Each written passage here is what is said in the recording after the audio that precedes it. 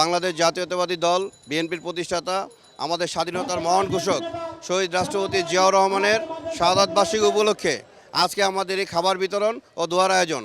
আজকে প্রধান অতিথি হিসেবে উপস্থিত থাকবেন ঢাকা মহানগর উত্তর বিএনপির সাবেক আহ্বায়ক আমাদের ঢাকা 12 আসনের মাটি ও মানুষের নেতা জনাব সাইফুল আলম নীরব। রাষ্ট্রপতি বহুদলীয় গণতন্ত্র প্রবক্তা শহীদ প্রেসিডেন্ট জিয়াউর রহমানের আজকের এই ৪৫তম শাহাদাত বার্ষিকী উপলক্ষে আজকে দেশনেত্রী বেগম খালেদা জিয়ার জন্য দোয়া এবং তার শহীদ রাষ্ট্রপতি জিয়াউর রহমানের জন্য দোয়া আয়োজন করা হয়েছে। আমাদের মাঝে উপস্থিত থাকবেন আমাদের প্রাণের নেতা ঢাকা 12 আসনের প্রাণপুরুষ জনাব সাইফুল আলম নীরব ভাই। শহীদ রাষ্ট্রপতি জিয়াউর রহমান এদেশের কোটি কোটি মানুষের একটি আবেগ। বাংলাদেশের স্বাধীনতার ঘোষক শহীদ রাষ্ট্রপতি জিয়াউর রহমান। শুধু শহীদ রাষ্ট্রপতি জিয়াউর রহমান বাংলাদেশের নেতা ছিলেন না, তিনি ইসলামী বিশ্বের নেতা হয়ে উঠেছিলেন। ইরান ইরাক যুদ্ধ সহ বিভিন্ন ইসলামিক কর্মকাণ্ডে তিনি অগ্রণী ভূমিকা পালন করেছিলেন। এই কারণে আন্তর্জাতিক মহল এবং দেশীয় কিছু ষড়যন্ত্রকারী শহীদ রাষ্ট্রপতি জিয়াউর রহমানকে হত্যা করেছিল। প্রিয় সাথী বন্ধুরা, যারা শহীদ রাষ্ট্রপতি জিয়াউর রহমানকে হত্যা করেছিল তারা ভেবেছিল শহীদ রাষ্ট্রপতি জিয়াউর রহমানকে হত্যা করলেই হয়তো বিএনপিকে এদেশ থেকে মুছে ফেলা যাবে, কিন্তু না। শহীদ জিয়াউর রহমান শাহাদাত বরণ করার পরে শহীদ জিয়াউর রহমান এদেশে আরো শক্তিশালী উঠলেন। কোটি কোটি মানুষের হৃদয়ে শহীদ রাষ্ট্রপতি জিয়াউর রহমান স্থান করে নিয়েছিলেন।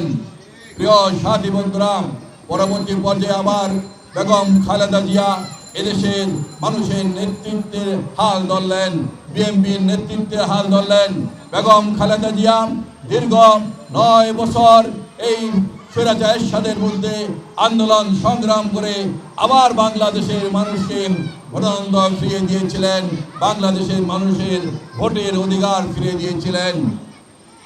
সর্বশেষ গত ফ্যাসিস্ট সরকার যখন গত 17 বছর মানুষের ভোটের অধিকার হরণ করেছিল, এদেশে গুম খুন রাজত্ব কায়েম করেছিল, আবার তখন শহীদ জিয়ার যোগ্য উত্তরসূরি তারেক রহমান এদেশে হাল ধরলেন।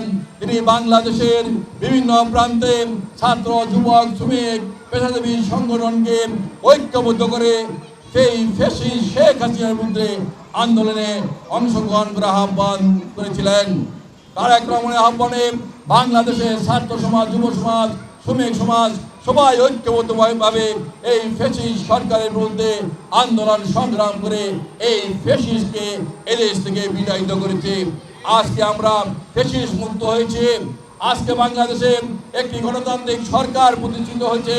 বাংলাদেশের মানুষ বিএনপিকে ভোট দিয়ে ক্ষমতা অধিষ্ঠিত করেছে। আজকে তারেক রহমান আজকে বাংলাদেশের প্রধানমন্ত্রী হয়েছেন।